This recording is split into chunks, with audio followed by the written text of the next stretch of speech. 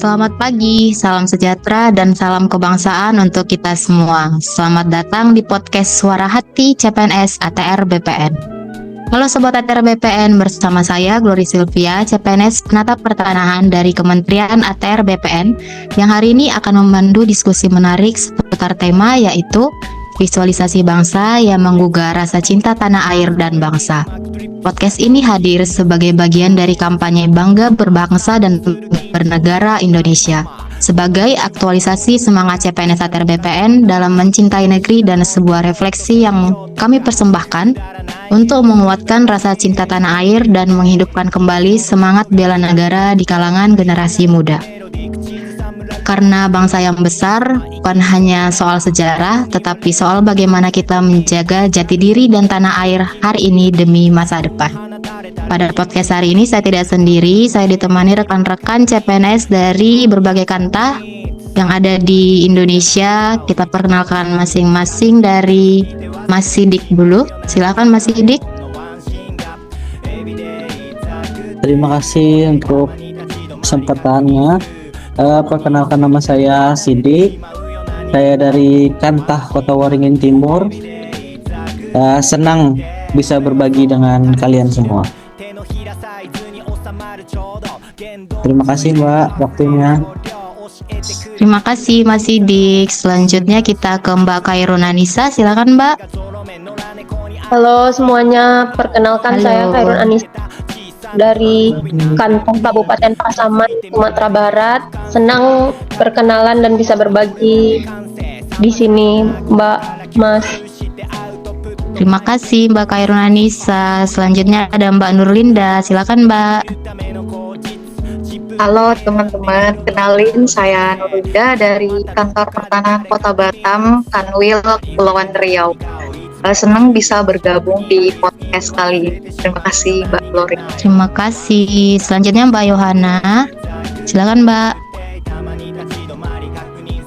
Halo, saya Yohana, saya dari CPNS Kabupaten Aceh Tamiang. Bangga bisa menjadi bagian dari podcast ini. Terima kasih. Luar biasa Mbak Glory. semangatnya Mbak Yohana. Sama-sama. Selanjutnya kita masuk ke diskusi ya. Sepertinya teman-teman sudah tidak sabar untuk saling berbagi di sini. Oke, yang pertama untuk pertanyaan ke Mas Sidik. Laki-laki satu-satunya nih di grup hari ini. Mas Sidik, sebagai pertanyaan pembuka di diskusi hari ini mengenai tanah air dan wawasan kebangsaan nih, menurut Mas Sidik sendiri bagaimana memaknai rasa cinta tanah air dan wawasan itu sendiri di dalam pekerjaan yang saat ini Mas kuni di Kementerian ATR BPN? Coba silakan Mas Sidik. Oke, terima kasih waktunya Mbak. Untuk memaknai itu sendiri, saya sebagai CPNS di Kementerian ATR BPN, saya belajar dua hal penting. Yang pertama, saya mengutamakan kepentingan publik. Yang kedua, semangat gotong royong dalam membangun kerjasama tim. Intinya, memaknai cinta tanah air dan wawasan kebangsaan dalam pekerjaan bukan hanya tentang rasa bangga menjadi bagian dari bangsa Indonesia, tetapi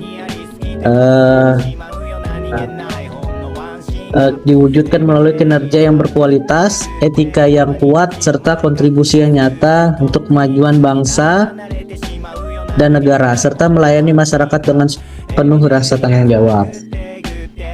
Dengan memaknai cinta tanah air dan wawasan kebangsaan dalam lingkup pekerjaan, setiap individu tidak hanya menjadi pekerja yang baik, tetapi juga menjadi bagian dari kekuatan bangsa itu sendiri. Pada akhirnya, rasa cinta tanah air dan wawasan kebangsaan memberikan dampak positif tidak hanya bagi lingkungan kerja, tetapi juga untuk pembangunan bangsa itu sendiri. Terima kasih Mbak. Oke, pertanyaan yang dijawab dengan sangat bagus ya Mas Sidik. Terima kasih Mas Sidik. Untuk topik selanjutnya mungkin kita akan membahas tentang budaya dan identitas kebangsaan. Ini pertanyaannya saya mau tujukan ke Mbak Anissa. Halo Mbak Anissa.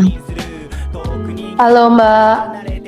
Ya nih, saya mau bertanya dulu sebelum tadi kan sudah dibahas sama Mas Sidi tentang tanah air dan wawasan kebangsaan. Nah, ini selanjutnya budaya nih. Menurut Mbak sendiri, bagaimana memaknai identitas kebangsaan di era sekarang dan bagaimana sih peran budaya dalam membentuk dan memperkuat identitas kebangsaan itu sendiri, Mbak? Jadi menurut saya Mbak, identitas kebangsaan itu bukan cuma soal aku orang Indonesia, tapi juga soal siapa kita, dari mana kita berasal, apa yang kita junjung sebagai nilai-nilai bersama. Budaya juga jadi media kita buat mengenal dan saling menyatukan perbedaan. Dan jangan lupa Indonesia itu kaya banget loh Mbak budayanya, dari Sabang sampai Merauke, ada ribuan suku, bahasa daerah, adat istiadat.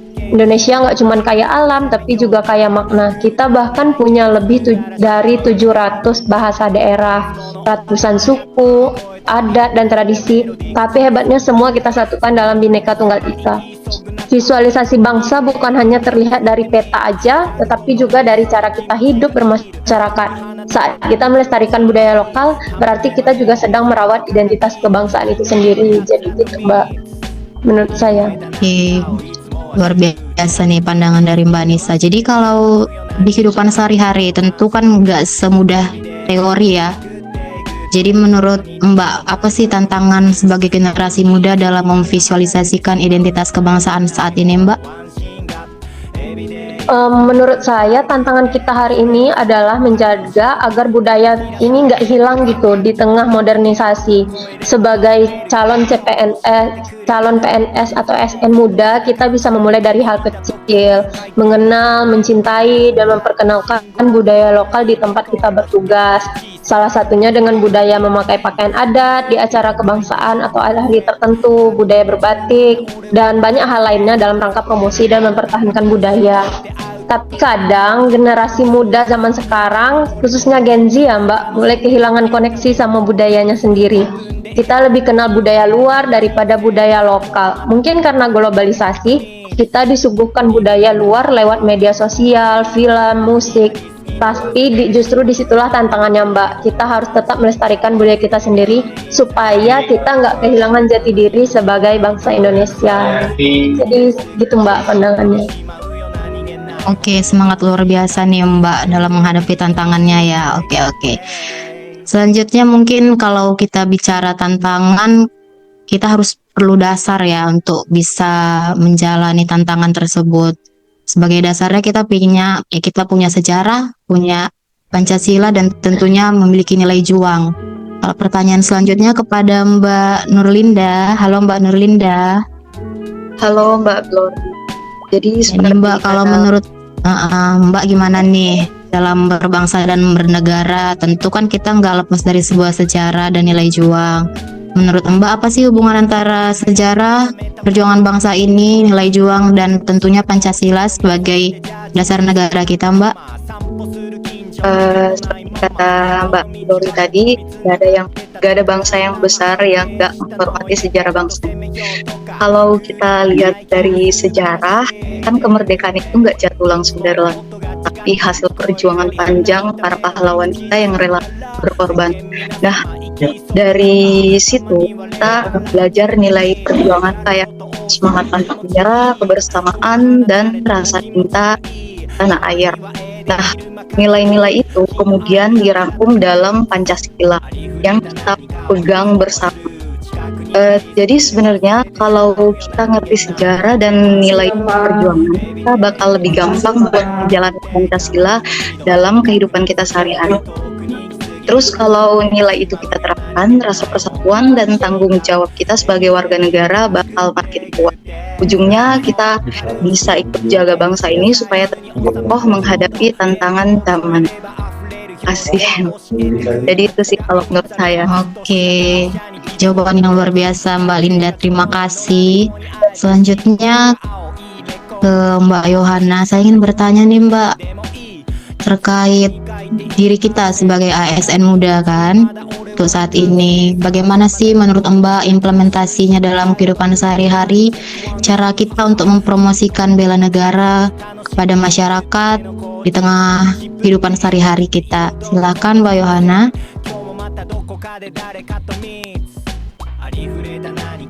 Izin kedengaran nggak suara saya? Aman Mbak, silakan Mbak.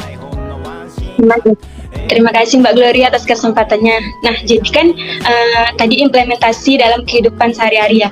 Nah, kita para generasi muda khususnya, apalagi kalau bahasa gaulnya itu ASN Gen Z ya. Ya, Jadi betul, lebih betul. mudah dalam mempromosikan ya bela negara. Jadi saya yakin semua yang ada di sini pasti punya sosmed nih, ya kan? Ada nggak di sini kira-kira yang nggak pakai sosmed? Kayaknya nggak ada Nggak ya. ada ya, saya rasa ya. Saya nggak ada ya. Pasti minimal seminimalnya itu ya pakai Instagram ya kan. Jadi nah Betul, dari situ sih sebenarnya cara termudah bagi kita untuk membagikan informasi terkait bela negara nih. Jadi bikin konten-konten inspiratif misalnya kayak ngevlog nih, lagi mengikuti kegiatan sosial di desa terpencil misalkan, untuk membantu dalam pembangunan infrastruktur dan memberikan bantuan misalnya kepada masyarakat. Nah, itu saja udah termasuk peran kita sebagai ASN tuh dalam mempromosikan bela negara. Kalau misalnya gini nih, setelah apel pagi nih, bikin status di Instagram, lagi apel pagi nih, jadi petugas apel. Nah sebenarnya itu kan hal-hal kecil yang kelihatannya tuh kecil, tapi dampaknya itu besar gitu. Jadi bisa menambahkan rasa cinta tanah air, kayak gitu Mbak. Oke, jadi menurut Mbak bisa dimulai dari hal-hal kecil ya, yang bahkan menurut orang itu sepele gitu ya. Ya benar Mbak. Jadi kalau menurut Mbak, arti penting bela negara untuk generasi Gen Z itu apa ya Mbak ya? Nah jadi nih, kalau di era sekarang ini banyak dari kita nih, karena kita juga main sosmed ya, jadi mudah percaya hoax. Jadi kita sebagai ASN tuh harus mampu menghargai informasi yang akurat nih, jangan asal percaya, jangan mudah terpengaruh, karena tuh sangat bahaya tuh ancaman hoax ini, bisa memecah belah persatuan bagi kita kan. Jadi pentinglah untuk kita menjaga keutuhan dan kesatuan bangsa.